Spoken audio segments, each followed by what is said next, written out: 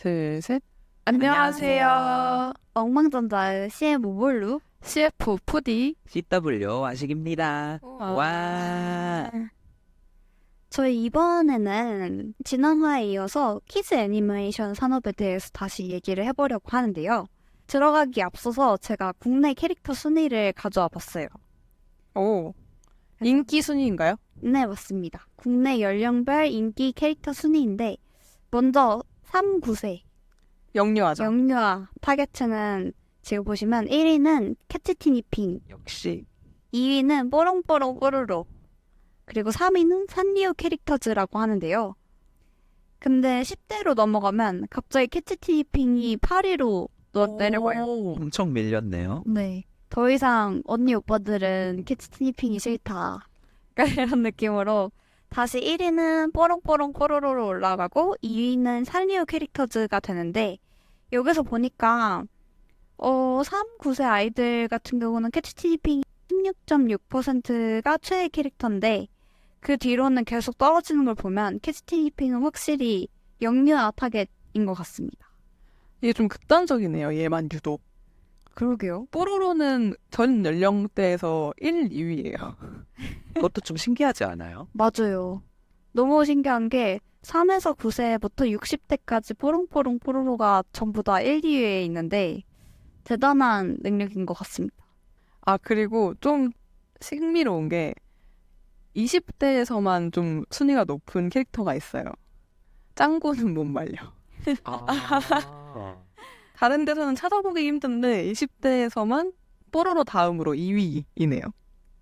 이것도 진짜 신기하네요. 저희 20대가 딱 그 세대라서 그런 걸까요? 저희가 어릴 때 이제 투니버스에서 맨날 짱구가 나오던 그 세대라서 그런 게 아닐까 싶네요. 그쵸. 심심하면 극장판 틀어주고 이러니까. 맞아요.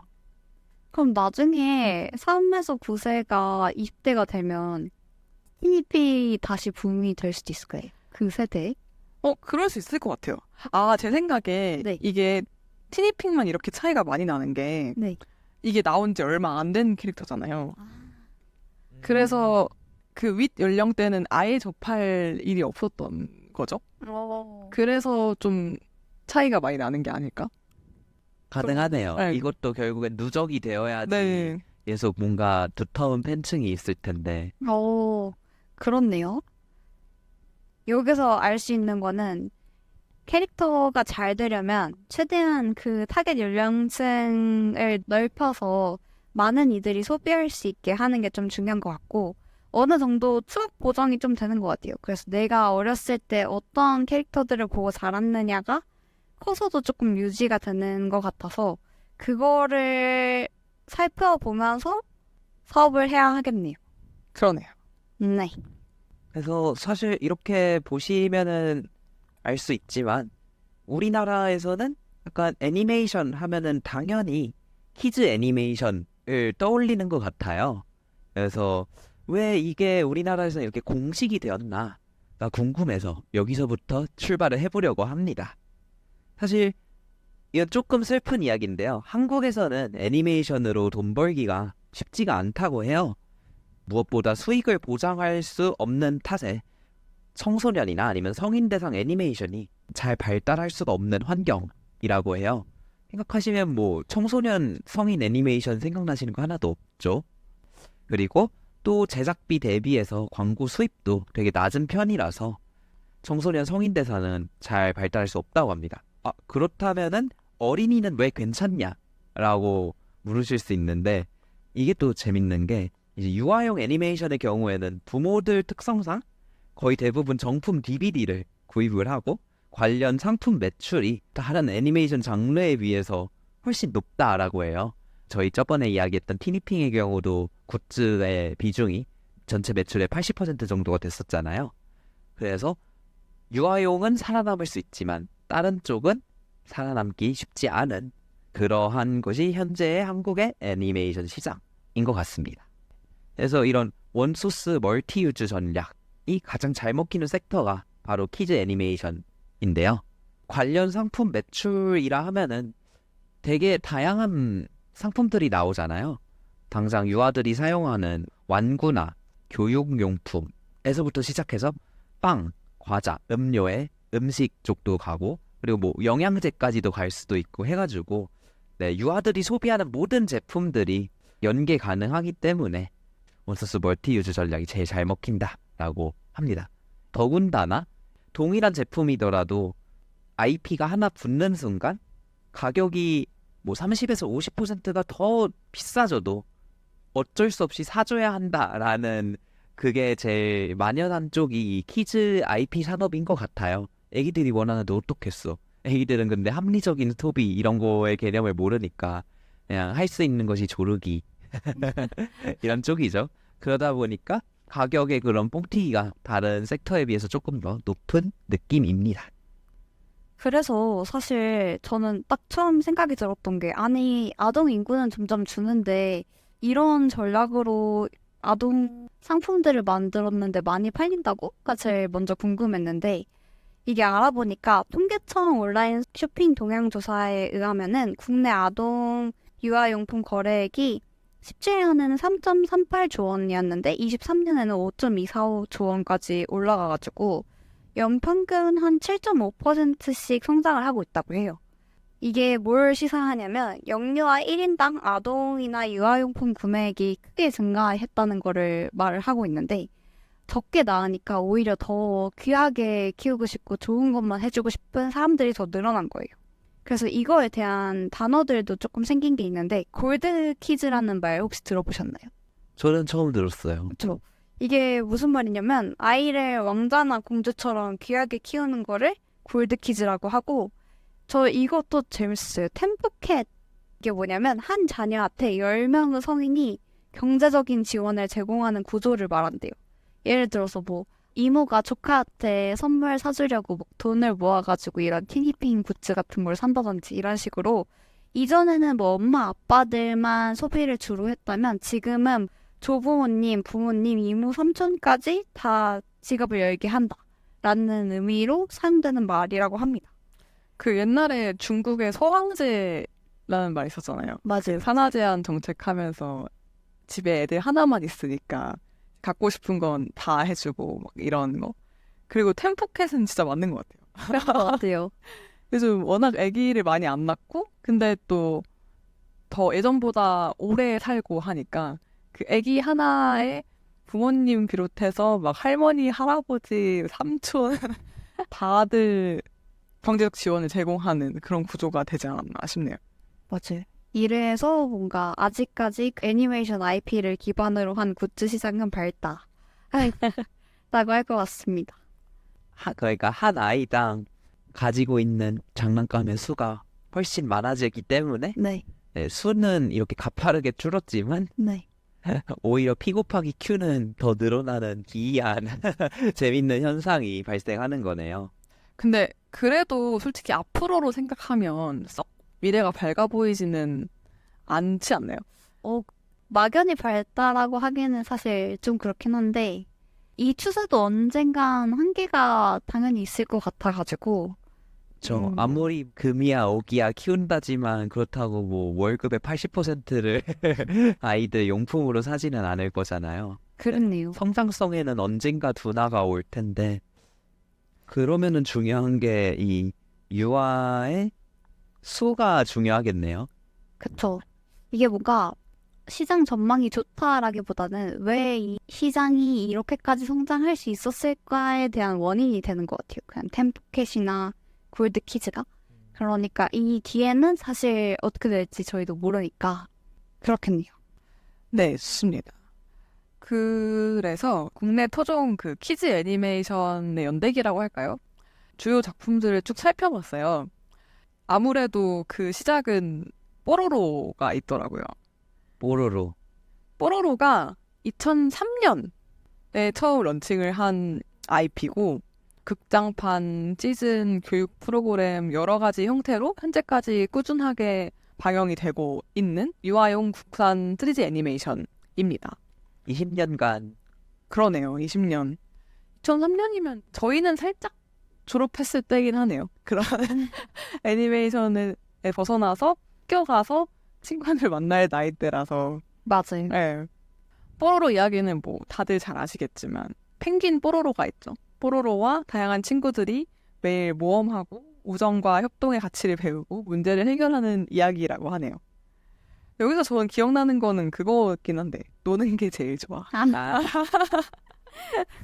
OST 참 잘 만들었죠. 맞아요. 그 OST는 두고두고 기억될 것 같고 뽀로로 같은 경우는 근데 유아뿐만 아니라 전 연령대에서 인기가 되게 많았잖아요. 이게 최근에 뽀로로 친구 중에 비버 있죠. 루피.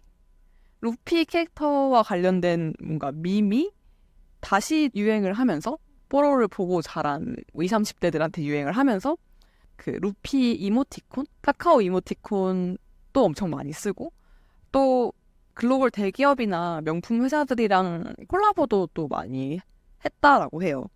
잔망 루피가 뭐 삼성전자나 소니 같은 전자제품 제조업 회사랑 불가리, 로레알 이런 명품 브랜드랑 같이 사업을 하기도 했었고 그게 어떤 형식이냐면 예를 들어 불가리 같은 경우는 2022년에 잔망 루피를 앰베서더로 임명을 했대요.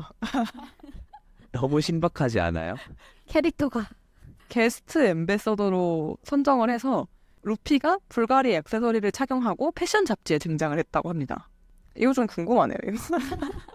이게 또 사실 가능했던 이유가 잔망 루피라는 캐릭터는 미취학 아동에게서 인기가 있는 느낌이 아니고 조금 더 10에서 30대 쪽이 타겟 되었기 때문에 이런 명품 앰베서더까지도 받을 수 있지 않았나 라는 생각이 들고 사실 잔망 루피가 되게 물 들어올 때 노를 잘 저었다고 저는 생각을 해요. 기존에는 루피의 얼굴을 군침이 싹 돈다 밈 있잖아요. 아, 맞아요. 네, 사실 이 모든 건 여기서 시작이 된 거죠.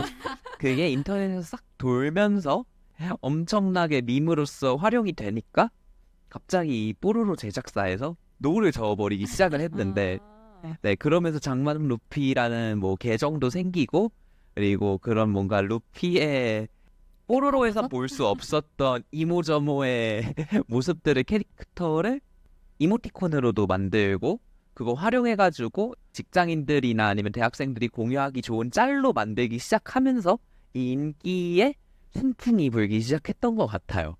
물론 타이밍과 운도 되게 필요했는데 그 노를 잘 저은 이 뽀로로 제작사의 공도 되게 크지 않았나 싶습니다. 그래서 이 잔망 루피가 한번 돛을 펼쳐주니까 이러한 예전에 인기가 많았던 친구들이 또 요새 되게 많이 뜨기 시작해요. 예를 들면 혹시 아바타 스타 슈 기억하시나요? 아, 기억해요. 맞아, 슈 인스타 계정 만들지 않았어요? 네, 인스타 계정이 생겼어요. 와우. 화장품 쪽이랑 또 콜라보레이션 해가지고 슈 게임 만들고 그러는 거 보면서 그리고 또 꼬마 마법사 레미도 새로 굿즈 나온 거 아세요? 몰랐어요. 그거 몰랐어요. 천사소녀 네티 요것도 굿즈 나오고 이런 거 보면서 아 뭔가 10에서 30대 그 애니메이션을 어릴 적에 봤던 그 세대가 다시 이 굿즈를 살 수도 있겠구나. 원더스 멀티유즈의 끝판왕이다. 이런 생각까지 들었습니다. 구매력이 생겼을 때 다시 부흥시키는 거 좀 좋은 전략인 것 같아요. 맞아요. 그래서 중요한 게 IP를 계속 끌고 갈 수 있는 그때까지 계속 살아있어야 한다. 맞아요. 그 키즈 IP 비즈니스가 되게 롱텀 비즈니스라고들 얘기하더라고요. 말씀하신 대로 이게 딱 그 처음 타겟 연령대일 때 소비가 있고 그들이 자라서 구매력이 생겼을 때 한 번 더 기회가 있기 때문에 그때까지 생각을 해서 길게 보고 전략을 짜야 된다. 이런 얘기들이 있더라고요. 저 그걸 제일 잘하는 데가 뭐 세계에서 보자면 디즈니. 맞죠. 그쵸. 그래서 이 키즈 IP 뽀로로 같은 경우는 굉장히 여러 이해관계자들이 제작에 참여를 했는데 그중에서 제작사는 둘이 있어요.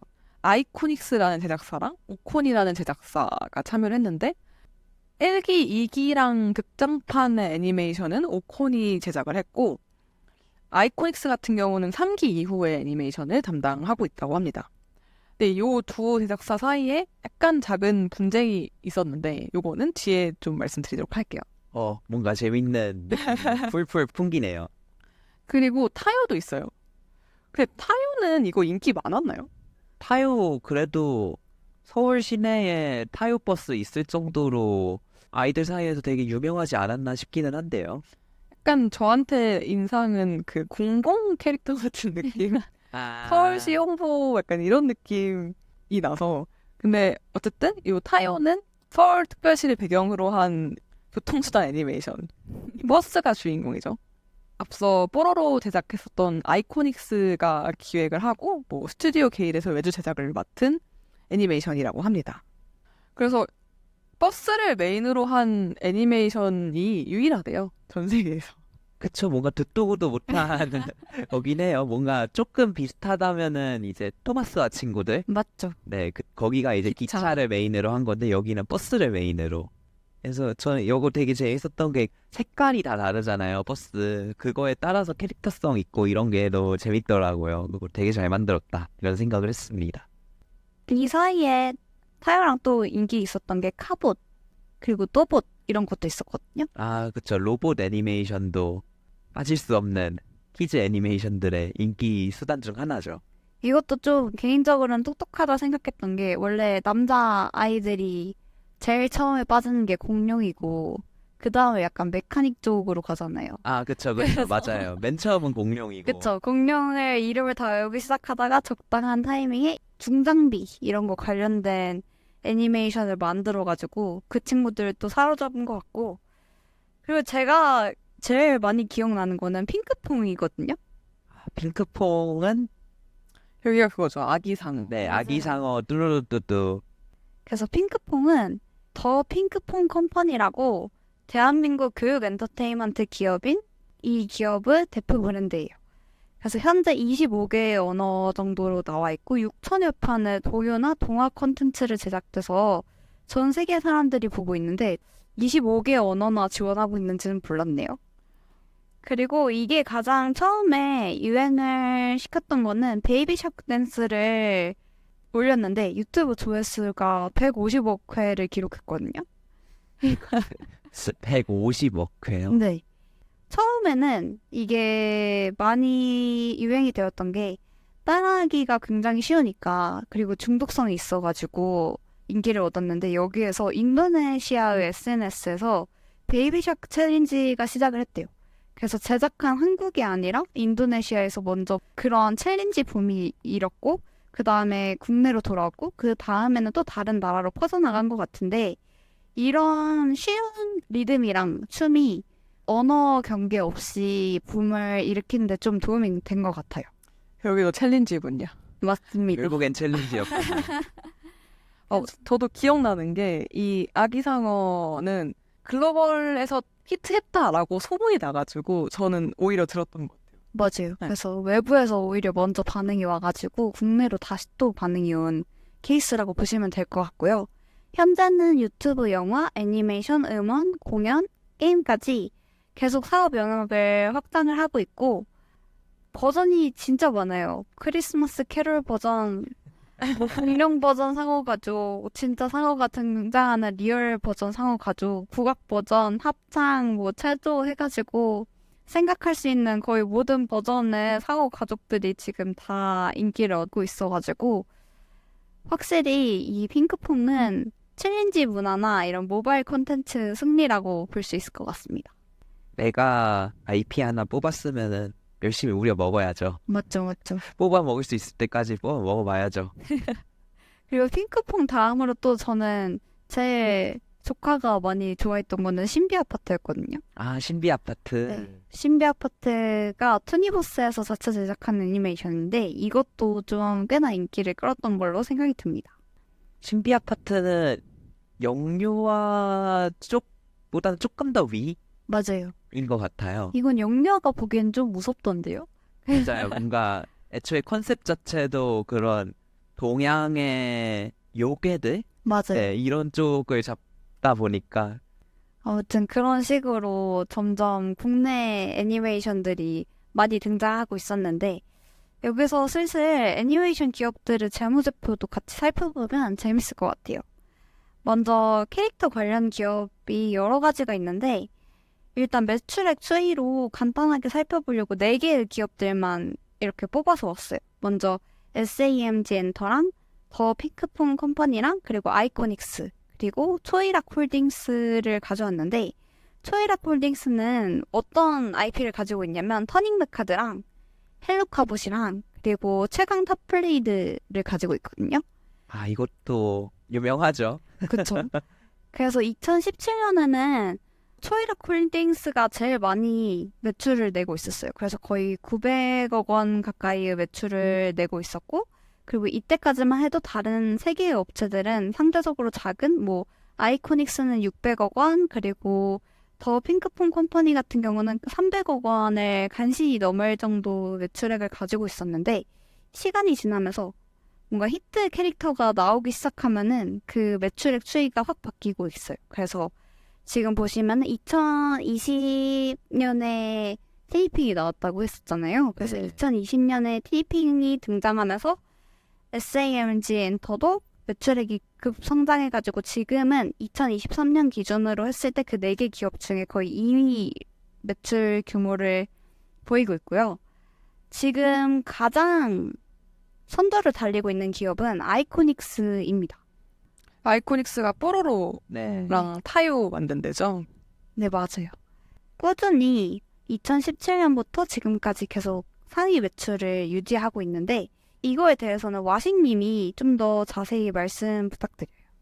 사실 되게 궁금했던 게 뽀로로라는 캐릭터가 20년 가까이 됨에도 불구하고 이 애니메이션 기업들 중에서 매출액을 계속 탑을 찍을 수 있는 데는 어떠한 곳이 있을까가 되게 궁금해서 각각의 재무제표들을 한 번씩 살펴봤어요.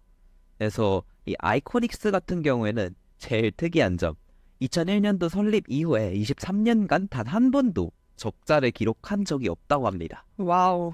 박수. 진짜 박수. 이거 박수 쳐야 돼요.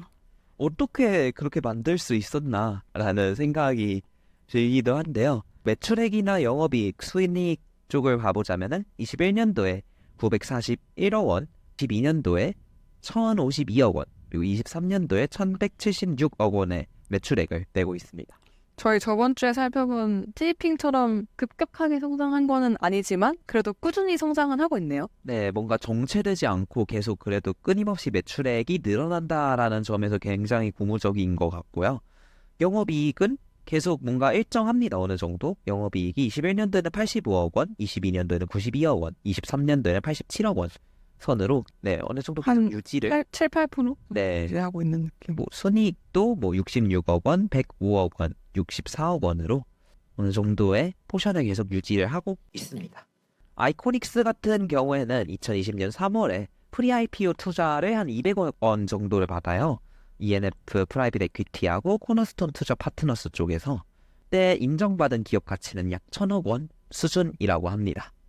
이때 1,000억 원이라면은 그래도 매출액을 어느 정도 계속 이렇게 상승을 시키고 했으니까 앞으로 IPO를 하게 된다면은 이 기업 가치가 조금 더 높아진 상태에서 되지 않을까라는 문득의 생각도 있는데요. 아, 아이코닉스는 아직 상장 안 했나 보네요.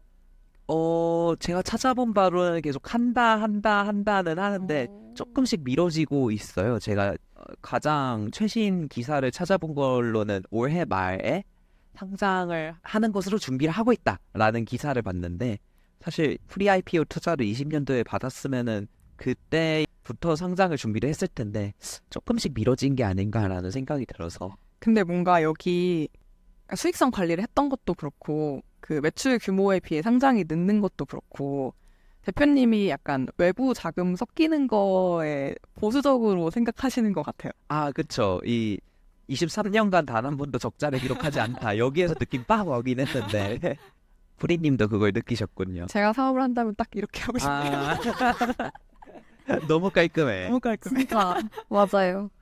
어떠한 사업 모델을 했나가 사실 이제 궁금해지잖아요. 도대체 무엇을 했길래 이게 유지가 되는가. 그래서 보시면은 캐릭터 라이선스 사업부터 뭐 완구, 출판, 방송, 뉴미디어 서비스, 테마파크, 공연 등 저희가 예상할 수 있는 이런 IP를 활용한 다양한 사업들을 전개를 하고 있어요. 그래서 라이선스 협력사로 300여 곳을 확보를 했다고 해요. 그래서 전 세계의 다양한 캐릭터 상품을 판매하고 있고요.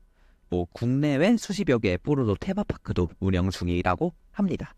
그래서 저희가 저번 시간에 이야기했던 티니핑 제작사에 비해서 오프라인 공간에 대한 활용도 어느 정도의 노하우가 쌓이지 않았을까라는 추측도 해보고 있습니다. 네, 근데 사실 사업 영역만 보면 티니핑하고 크게 다르지 않거든요. 맞아요. 그래서 어디서 이렇게 수익성의 차이가 나는 건지 매출 구성이 좀 궁금하긴 하네요. 맞아요. 제가 찾아볼 수 있는 자료로는 자회사들이 생각보다 조금 있다라는 점이었는데요. 뭐 예를 들면은 실내외 놀이터 가맹 사업을 하는 플레이스 원이나 아니면 생활용품 제조업체 모린, 식음료 제품 도소매 업체 어니스트 F&B, 방송 영상 채널 업체 아이코닉스 미디어, 그리고 중국 내 라이선싱을 담당하는 기업까지 해가지고 네, 중국 내 유통 담당하는 기업도 또 따로 있고요. 이런 기업들을 자회사로 두고 있고 이런 것들이 이 매출액이나 이런 데 영향을 주지 않았을까라는 생각을 합니다. 네, 2001년부터 탄탄하게 준비를 했다라는 느낌이 되게 강하게 들기는 해요. 수입원의 확장을 하면서도 뭔가 무리를 한다라는 생각이 전혀 들지 않을 정도로 네, 어느 정도의 노하우가 다 쌓이지 않았을까라는 뭔가 이 믿음이 조금은 생기는 것 같습니다. 아니면 사실은 티니핑은 완구가 완전 메인이잖아요. 네, 근데 제조업이면 이게 매출 원가 비중을 크게 가져갈 수밖에 없으니까 아무래도 네, 만약에 요 아이코닉스가 비슷한 매출을 라이센스 사업 위주로 했다라고 하면 사실 라이센스는 거의 대부분 가져갈 거잖아요. 판관비 일부 제외하고. 그쵸. 그래서 어떻게 보면 그 이 IP가 만들어내는 가치 자체가, 그러니까 덩치 자체가 아직은 뽀로로가 더 크다라고 볼 수도 있을 것 같아요. 아, 또 이 얘기하니까 또 생각이 났는데 티니핑 제작사에 비해서 여기는 커버할 수 있는 타겟층이 훨씬 커요. 잔망 루피 아까 이야기했던 것도 그렇고 거기에 이걸 라이선스도 그 어린 친구들 캐릭터의 라이선스 피보다 훨씬 높을 거잖아요. 맞아요. 네, 그런 거 생각하면은 매출액이 이렇게 올라가는 것이 합당하다라고 느껴지기도 합니다.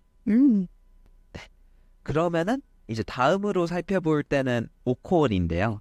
아까 이야기했듯이 아이코닉스와 오콘이 이 뽀로로의 주 애니메이팅 뭐 제작사로 참여를 했었죠. 근데 오콘의 경우에는 되게 예상과 다르게 매출액이 그렇게 크지가 않아요. 20년도에 67억 원, 그리고 21년도에 65억 원, 22년도에 79억 원, 23년도에 84억 원. 100억이 안 되네요. 네, 100억이 되지가 않고요. 영업이익 또한 20년도, 21년도, 22년도 모두 마이너스 10억 원 정도를 기록하다가 23년도에 네, 플러스 1억 원 하면서 흑자 전환을 했습니다. 그래서 왜 이러한 뭐랄까요? 똑같은 뽀로로를 제작한 그리고 지분도 동일하게 가졌던 친구들인데 이렇게 두 개의 차이가 있을까를 이제 아까 잠시 이야기를 네, 뒤에 얘기해 주시겠다고 했는데 맞아요. 오콘과 아이코닉스 사이에 분쟁이 있었다고 했었잖아요. 네, 이게 공동 제작이었다 보니까 뭐 예를 들어 기획 시나리오는 아이코닉스가 쓰고 캐릭터 디자인하고 제작은 오콘이 주도하고 이런 식이었던 거예요. 그래서 이 히트한 IP를 두고 저작권을 두고 이거 누구의 소유냐에 대한 법적 분쟁이 발생을 했었다고 하네요. 누가 뽀로로의 아버지냐? 누가 아빠냐? 누가 여기서 수급할 수 있냐? 어, 그래서 결국에는 그 저작권은 공동 소유하는 걸로 결론이 났는데 근데 약간 알짜배기를 아이코닉스가 가져갔어요. 아이코닉스가 뭐 방송용 제작권하고 라이선스 사업의 권리를 가져갔고 오콘이 이제 극장용 제작권을 가져가게끔 결론이 납니다. 극장판의 애니메이팅을 오콘이 담당하는 데는 다 이유가 있었던 거군요. 그렇습니다. 그 법적 분쟁의 결과로 이렇게 정리가 된 거죠. 그래서 이제 오콘 같은 경우에는 이제 말씀하셨듯이 직접 사업을 할 수 있는 분야가 극장 애니메이션하고 의류 이쪽에 제한이 되어 있다고 해요. 그래서 뽀로로 사업을 직접 하기보다는 이제 로열티 수입에 의존할 수밖에 없는데 방금 말씀드렸던 의류와 극장 애니메이션을 제외한 이외의 영역은 아이코닉스로 매출이 인식된 뒤에 일부 로열티를 이 오콘이 받는 구조라고 합니다. 그 IP를 활용할 수 있는 정도가 차이가 나니까 일부 로열티만 받기 때문에 이 매출액에 크게 영향을 주지 못했지 않았을까라는 부분도 있고요. 네. 그리고 뭐 아이코닉스와 함께 추진했던 뽀로로 파크 지분도 2014년에 정리했다라는 기사가 또 있는 거를 보면은 네. 오콘 같은 경우에는 같이 개발은 했지만 그거에 대한 이득은 그렇게 많이 받지는 못한 것 같습니다. 더군다나 또 뽀로로 이외에 성공한 키즈 애니메이션이 존재하지 않는다라는 점도 약간 아쉬운 부분이기도 하고요. 미래의 성장성을 위해서는 신사업 발굴이 필요한 것 같습니다. 네. 네, 다음으로는 아기상어 친구들 더 핑크퐁 컴퍼니를 한번 살펴볼 텐데요. 더 핑크퐁 컴퍼니 같은 경우에는 11년간 전 세계 164국가 9천만 명이 500억 번을 넘게 본 캐릭터 IP를 가진 스타트업입니다. 이렇게 수치로 보니까 너무 어마무시한데요. 이 핑크퐁 아기상어 그리고 원더스타 세 가지의 콘텐츠 IP를 기반으로 해서 라이선스 사업을 계속 펼치고 있습니다. 여기 같은 경우에는 이제 총 매출액이 19년도에 768억 원, 20년도에 672억 원 하다가 이제 22년도에 1170억 원에 한번 찍어요. 그리고 23년도에는 946억 원으로 약간 내려왔지만 900에서 1000억 원대 사이를 계속 매출을 찍고 있고요. 다만 이제 조금 아쉬운 점은 영업이익이 계속 줄어들고 있습니다. 19년도에 영업이익은 와 이게 좀 신기한데 312억 원이에요. 아, 대박이다. 네, 768억 원의 매출인데 영업이익이 312억 원. 우와. 어떻게 이게 가능했나 싶기는 한데요. 20년도부터는 조금씩 줄어듭니다. 이제 코로나 시작하면서일 수도 있는데 214억 원으로 줄었지만 21년도에는 더 줄었어요. 156억 원, 22년도에는 37억 원, 그리고 23년도에는 마이너스 32억 원으로 적자 전환을 하게 됩니다. 영업이익이 완전히 우하향하는데요. 네, 우하향해서 이게 쉽지 않은 상황이라고 이야기를 할 수 있을 것 같아요. 여기에 가장 특이한 점은 이제 유튜브를 통해서 빵 터진 곳이다 보니까 국내보다 국외 매출이 훨씬 큽니다. 그래서 전체 매출의 80% 정도를 차지를 하고 있고 특히 이 중에 50%는 북미에서 발생을 한다고 해요. 되게 신기하죠? 근데 또 이야기 들어보면은 아기상어 노래가 미국에서도 되게 유명한 동요 챈트의 느낌이라고 해요. 그러니까 애초에 불리던 노래인데 거기에 캐릭터가 잘 되니까 북미에서도 유명할 수밖에 없다. 그 수익이 많이 발생할 수밖에 없다. 라는 느낌이고요. 여기도 저희 계속 이야기했던 것들과 동일한 사업들을 진행하고 있습니다. 머첸다이즈 MD 부분 사업 진행하고 있고 뭐 인형 장난감, 사운드북, 사운드 패드 등을 판매를 하고 있고요. IP를 이용한 라이선스 부분도 정말 다양하게 하고 있어요. F&B, 가전, 자동차, 금융, 여가까지. 자동차요? 좀 신기하죠? 네. 자동차에 상어 스티커 붙여놓는 건가? 아예 랩핑을 그렇게 해가지고 키즈용 뭔가로 하지 않았을까라는 생각이 드는데요. 그리고 또 콜라보레이션을 통해서 탄생한 컨텐츠를 유튜브나 앱이나 뭐 굿즈를 통해서 선보이고 있습니다. 그래서 더 핑크퐁 컴퍼니 같은 경우에도 저희 그 티니핑 이야기했던 거기처럼 핑크퐁 플러스라는 핑크퐁 구독권을 판매를 하고 있어요. 그래서 여기 같은 경우에는 되게 신기했던 게 이런 놀이 학습 앱을 만들어놨는데 거의 30개 이상이 되는데 이거를 무제한으로 이용할 수 있고 멤버십 한정의 오리지널 컨텐츠가 정기적으로 출시를 하고 광고를 완벽하게 차단한다. 이러한 이점을 주는 구독권이고요. 12개월에 7만 원이라고 합니다. 그 티니핑보다는 조금 저렴한 조금 저렴한 정도인 것 같고요. 근데 또 핑크퐁 컴퍼니 같은 경우에는 지금 기업 가치가 쉽지가 않아요. 3분의 1 토막이 났다는 기사가 떴었어요. 네, 실적 악화 때문이라고 풀이가 되는데 주요 캐시카우 중 하나인 MD 부문 매출액이 반토막 이상 줄어든 것에 이어서 수출 실적까지 급감을 했다라고 합니다. 네, 그래서 사업 부문별로 보면은 매출액이 22년도 437억 원에서 23년도 213억 원으로 거의 반절이 급감을 했어요. 이게 그 굿즈 매출인 거죠? 네. 그래서 뭐 수출 실적이 큰 폭으로 떨어졌기 때문에 이렇게 발생을 했다. 그러네요. 이게 지금 200억 정도 빠진 게 다 수출에서 빠졌어요. 네. 국내는 크게 차이가 없는데. 아무래도 그때 인기를 팍 하고서 그 친구들은 이제 나이를 먹었으니까 지금의 영유아 친구들에게 그런 상어 가족 같은 콘텐츠가 다시 알고리즘을 타야지 이 수익이 유지가 될 텐데 그 키즈들이 이미 컸기 때문에 거기에서 오는 실적 악화가 아닐까라는 생각을 해봅니다. 이렇게 나오면은 이제 미래가 좀 걱정이 되긴 하네요. 네, 맞아요. 그리고 또 IP를 활용한 라이선스 부분도 상황이 좋지 않다고 하는데요. 전년 대비 32% 급감했다고 합니다. 전체적으로 급감하고 있고요. 그래서 더 핑크퐁 컴퍼니의 관계자가 이야기한 거를 가져왔는데요. 경기가 악화되면서 어쩔 수 없이 규모가 필연적으로 축소될 수밖에 없다라고 이야기를 하면서 기업 체질 개선을 통해서 좀 더 건강하게 이익 증대를 하기 위해 노력을 하겠다라고 이야기를 했는데 그런 관점에서 올해는 어떻게 될지가 좀 더 궁금해집니다.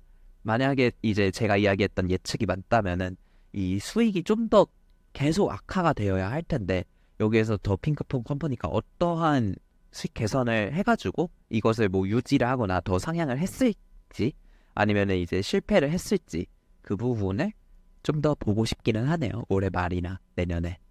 그래서 이 23년 기준의 핑크퐁과 티니핑의 제작사 이 SAMG 렌터를 비교를 해보면은 극과 극이에요. 매출만 비슷해요. 네, 매출은 951억 원 대 946억 원 진짜 비슷하네요. 이제 SAMG 같은 경우에는 전년 대비 39.2%가 상승한 거고요. 더 핑크퐁 컴퍼니는 19.1%가 하락했습니다. 그리고 뭐 MD 매출 같은 경우에도 조금 소름 돋는 게 SAMG 같은 경우에는 773억 원, 50%가 성장을 했고요. 더 핑크퐁 컴퍼니는 213억 원으로 51%가 하락했습니다. 그리고 수출 매출액 이 부분도 재밌는데요. SAMG는 117억 원, 그리고 더 핑크퐁은 695억 원으로 어찌 보면은 SAMG 엔터테인먼트는 더 가능성이 크다라고 이야기를 할 수 있어요. 국내만으로 이 성과를 만들었는데 수출액이 더 핑크퐁만큼만 커지더라도 기업의 매출이 훨씬 더 오를 수 있는 부분이 생기는 거죠. 지역 확장의 가능성이 있죠. 네. SAMG는. 근데 이게 그 저번 주에도 약간 얘기됐던 것 같은데 이 캐릭터의 성격이 좀 다른 것 같긴 해서 사실 저 아기상어는 말 그대로 유행한 거잖아요. 그렇죠. 밈 같은 맞아요. 챌린지 같은 게. 그래서 뭔가 딱히 스토리 중심도 아닌 것 같고 그렇다고 캐릭터성이 엄청 강조된 것도 아닌 것 같고 그래서 오히려 글로벌리 확 빠르게 유행할 수 있었던 것 같은데 이제 티니핑은 스토리는 제가 잘 모르겠지만 되게 강한 캐릭터성에 기반해서 인기를 얻고 있는 IP인 것 같아서 이게 다른 지역에서도 이만큼 먹힐 수 있을까에 대한 게 가장 좀 궁금한 점인 것 같아요. 생각해보니까 그러네요. 그런 문화적 차이도 있고 그러다 보니까 오히려 전 세계적으로 확장을 하려면은 후리님께서 말씀하신 대로 오히려 그냥 심플한 뚜루루뚜루 호불호를 타지 않을 만한 하지만 전 세계인들이 좋아하는 그런 노래 위주로 그렇게 미는 거가 어쩌면 전략일 수도 있겠군요. 일단 티니핑을 만약에 25개 국어로 번역한다고 하면 그게 얼마나 걸릴지 라는 생각도 좀 드네요. 그런 오퍼레이션적인 부분도 확실히 더 난이도가 높긴 하겠네요. 그럴 것 같아요. 근데 또 생각해보면은 그냥 영유아판 프로듀스 101이잖아요. 그러니까 해외에서는 다른 핑들이 인기가 많을 수도 있죠. 어쩌면은 저희의 사랑이었던 차나핑과 그 뭐였죠? 나팔 부는 친구? 아유핑. 아유핑. 네, 아유핑과 그리고 고처핑이었죠. 고처핑이 거기 가서는 이제 1등 먹을 수도 있는 거예요. 북미 가서는. 어쩌면은 이게 또 리스크 분산일 수도 있지 않을까 라는 문득의 생각도 해봅니다. 물론 스토리성을 바꾸시기는 어렵기 때문에 맞죠. 먹힐지는 또 다른 이야기긴 하지만요. 오늘 이렇게 저희가 장장 거의 한 40분간 이야기를 한 것 같아요. 30-40분간 이야기를 한 것 같은데요. 키즈 애니메이션 산업에 대해서 이야기를 해본 것 같아요. 네, 어떠한 느낌점이 있으신지 궁금합니다. 저는 사실 어렸을 때 애니메이션을 잘 안 봤어요. 그래서 막 뽀로로 이런 것도 그 원본 영상을 본 기억은 잘 없는데 근데 어쨌든 이번에 이렇게 준비를 하면서 아, 이렇게 다양한 캐릭터들이 있었구나. 그리고 이렇게 다양한 그 매력적인 컨셉과 이야기들을 가지고 아이들을 꼬시고 있구나. 라는 걸 알게 돼서 흥미로웠습니다. 그리고 앞으로도 잘 됐으면 좋겠네요. 이게 확실히 좀 매크로하게 보면은 쉽지 않은 시장은 맞는 것 같아서 K 콘텐츠 다른 거 유행하는 것처럼 키즈 콘텐츠도 K 콘텐츠가 확 먹어버렸으면 좋겠다는 생각을 해봅니다.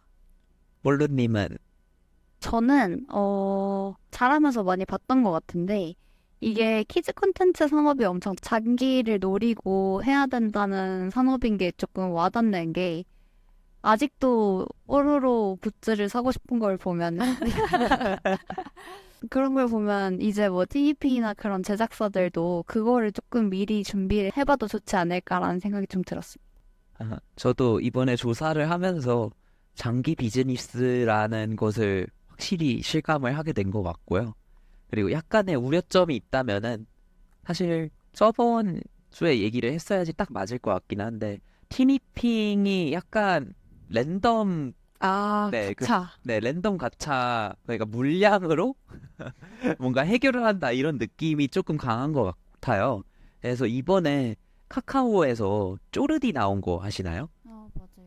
쪼르디가 그 조르디 캐릭터를 32종인가 베리에이션을 시켜가지고 만들었는데 뭔가 딱 봐도 티니핑 영향 많이 받았다라는 생각이 문득 들었거든요. 그리고 그거 굿즈를 판매를 하면서 랜덤으로 판매를 한다라는 이야기를 보면서 아 뭔가 캐릭터 수를 확 늘려가지고 랜덤으로 가차를 돌리게 해서 수익성을 증대한다라는 게 하나의 전략으로 굳지 않았으면 좋겠다라는 생각이 들었습니다. 저 그 생각도 났어요. 쿠키런 킹덤. 아, 쿠킹덤. 약간 이 모델은 진짜 유구한 모델이긴 하죠. 근데 기존엔 게임 업계 중심으로 있었던 것 같은데 맞아요. 이게 키즈 쪽으로 넘어온 게 좀 특이한 포인트인 것 같긴 하고 그러네요. 말씀 듣고 보니까 이거 괜찮나? 하는 우려도 살짝 되네요. 맞아요. 뭔가 부담을 가중시킬 수 있을 것 같아가지고. 에, 이것도 피로감이 결국에 쌓이면은 갑자기 수익이 줄어들 수도 있는 건지라 맞아요. 그런 식으로 수익을 내는 것이 건강하지는 않다라는 점만 네, 인지를 하면은 좋을 것 같아요. 네, 그러면은 저희 마무리 해볼까요? 여기서 마무리해볼까요? 안녕.